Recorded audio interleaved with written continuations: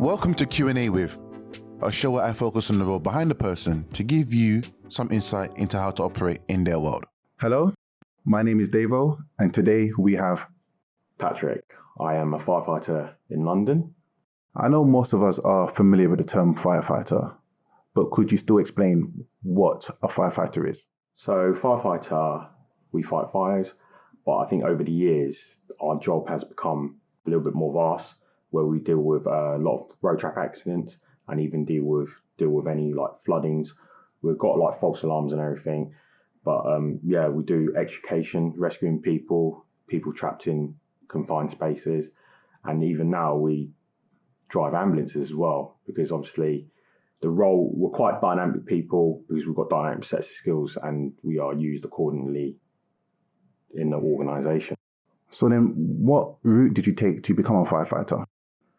Well, to be fair, at first it was more, I was just going through the education, so completed GCSE, completed sixth form, and then obviously with my parents, they wanted me to go take on further education. So then I went to study in uni, but it just didn't feel right, even though I'm like a university graduate and everything. I just couldn't find a job that really appealed to me. And then they just started recruiting in the fire service in London, and I just decided to join, and then here I am today. So how long have you been a firefighter for? I've been an operational firefighter for 12 years now, and it's all been in London. Is there a hierarchy or there levels within your profession? Yeah, so in most discipline service or public services, there is a hierarchy and there is a chain of command that we do answer to. And it starts from the bottom, which is a trainee firefighter. And that's basically a firefighter that's in training at training school. And then once they pass their training, they'll move further up to become a firefighter in development. And that's basically a new firefighter coming out of training school into station life. And now you'd be probably on development for 2 to 3 years. And then once you're signed off from your development, you moved up to being just a firefighter. And then after that, there are junior officer roles like a leading firefighter. Then you've got a sub officer and station officer, where those are the 3 officers at station. And so it's the leading firefighter, the junior ranking officer, and then you've got a sub and a station officer, which is the more senior on station. And then all the roles that I've just said are only at fire station level. And then obviously the higher rank you become in charge of like boroughs or areas.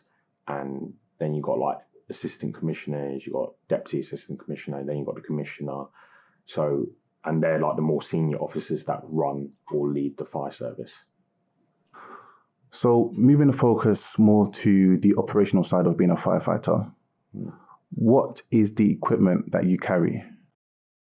So we've got a normal sort of basic fire engine, and the basic equipment that we do carry is like fire hoses, where we plug it into hydrants and then into a truck, and we feed more hose out to connect to a branch where we use it to put out fires.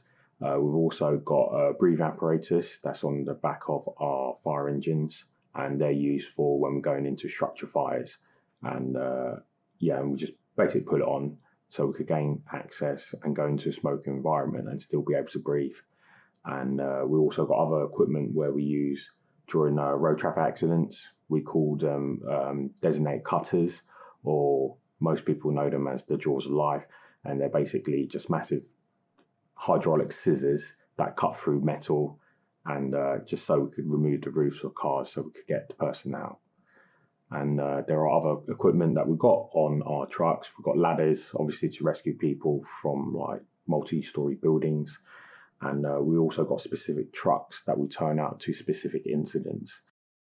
So with the full fire gear, so you've got the boots, you've got the leggings, the tunic, the helmet, but then you also got all your ancillaries like the gloves, torches, radio.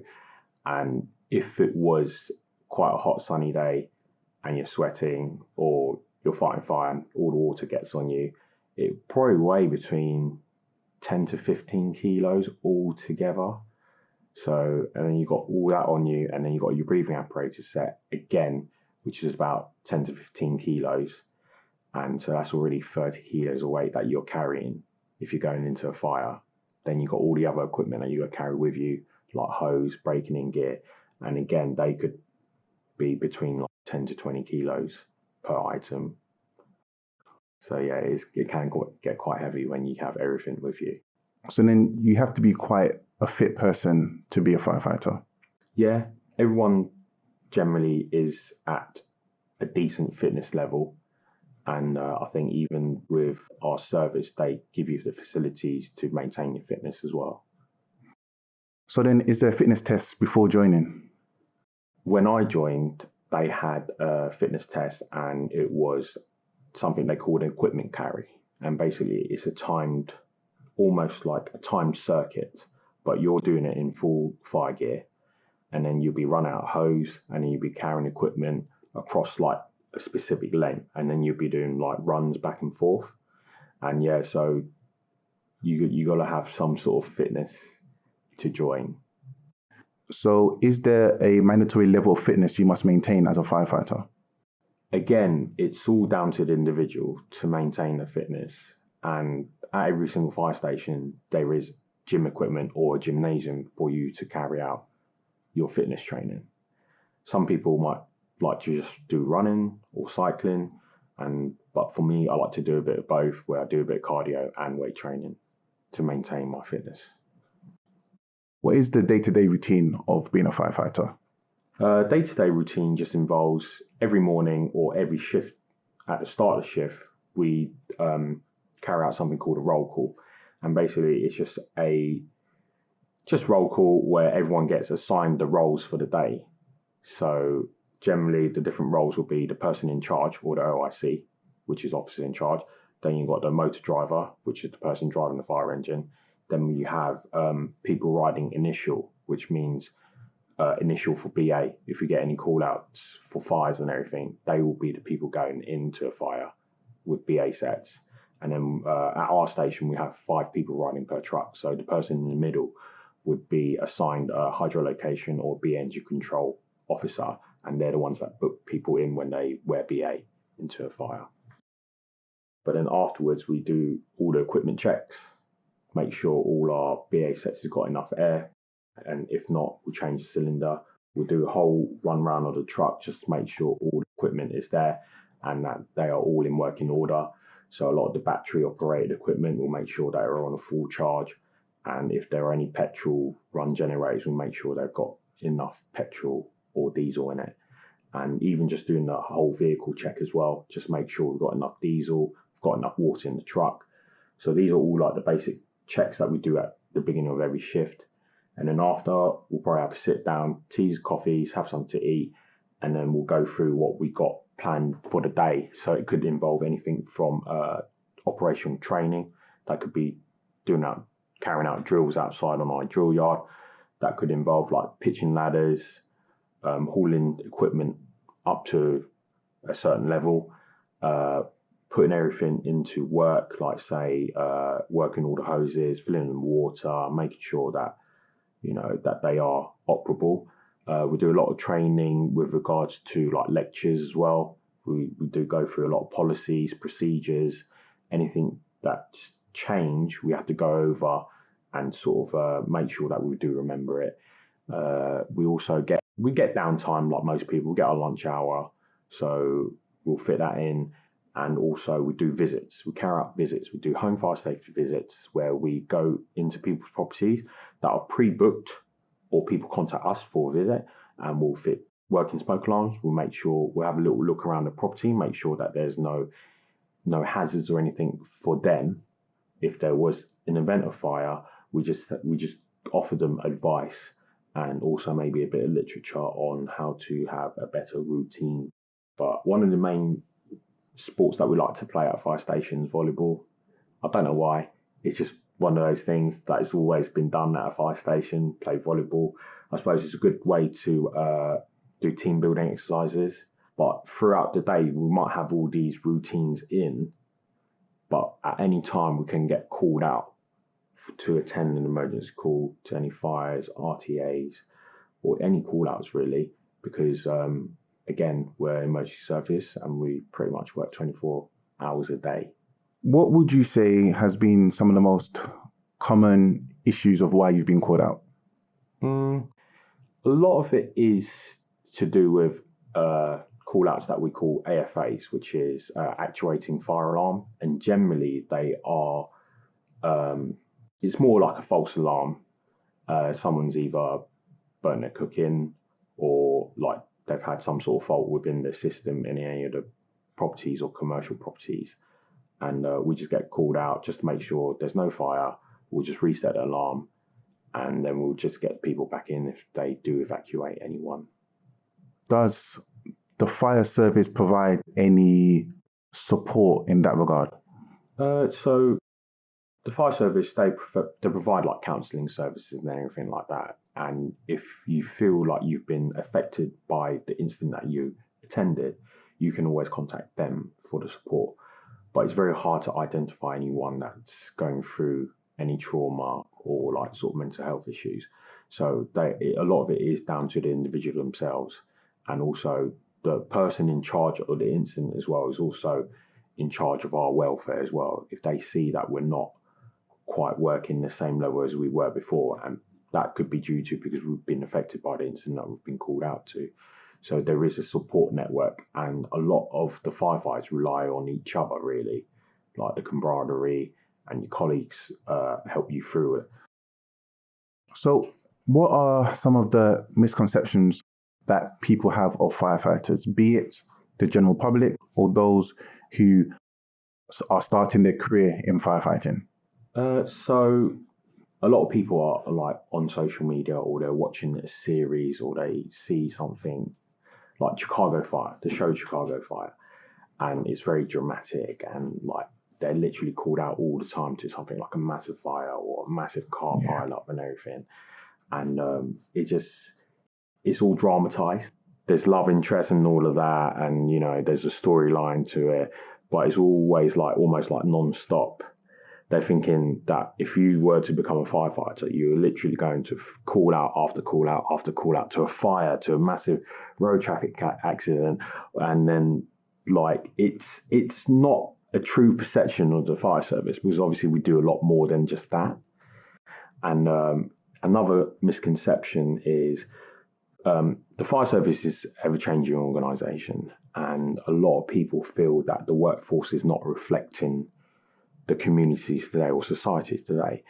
And again, because before, probably maybe even before I joined, it was a male-dominant industry or service. But now it's quite more balanced. There are women in the service as well, female firefighters. And just because you are female, it doesn't mean you can't apply. Maybe in the past, because all they saw was all guys in the service, you wouldn't think of applying for it. But same with like nurses, predominantly was a female role. And then now there are men that do apply for those jobs. Same with the fire service. Now women are applying, which is good. General question, but with your viewpoint, what would you say are the attributes that are needed, whether physical or mental, for someone to be a firefighter? Well, you've got to have some sort of level of fitness. May it be low or high, but once you get into the service, they give you the facilities to get better, you know. And even on the mental side, you need to have a strong mind, because you're going to be seeing things that normal people would not see. You know, you'd be going into a fire, you might find someone that's deceased, and once you see it, you can't unsee it. It's going to be with you throughout your life, really. So you've got to have some sort of strong mindset to be able to overcome those kind of scenarios or things that you see. So yeah, so you got to be quite fit, and you got to have a strong mindset. For some of the common call-outs, could they have been avoided if the general public were aware of fire safety? Yeah, I think quite a few of the call-outs, even like the false alarms, they can be avoided. And same with like some of the smaller fires that we do attend.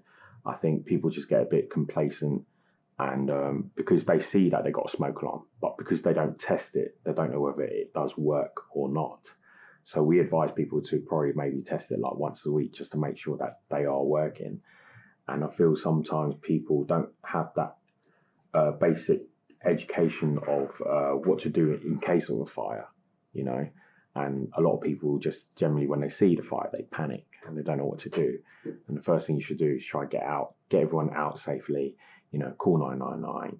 And if you don't have your mobile phone or in your high rise, like a flat or anything like that, if there is a fire, shout fire, don't shout help, because some people might not, they don't know what you're in trouble for. Like, help, what's happening? Are you getting burgled? Or someone trying to hit you, or someone attacking you? But if you shout fire, people are like, oh, okay, we've got to call the 999, we've got to call the fire service and everything. So I feel sometimes it's just maybe a little bit of lack of education. But with our organisation, we're always looking to help educate people, provide literature, and even free working smoke alarms. If you go to any of your local fire stations and you need a smoke alarm for your premise or property, they can arrange a visit to come fit a smoke alarm for you free of charge. So just to end it on a more light-hearted note, something we ask all our guests, what song would you like to include in our playlist? Okay. I'm sort of stuck between the two, but it's from the same band. The band is Red Hot Chili Peppers, and I like either Californication or Under the Bridge. And those two, they're good songs. You have to choose only one. Well, then I say Californication's got a good vibe. Okay. Yeah, that's what I'd end it on. Good choice. Thank you. Thank you very much. Thank you for being here. Thank you for having me. My name's Patrick. I'm a London firefighter. You've been watching Asani TV. If you've enjoyed this video, please do comment, like, share, and subscribe.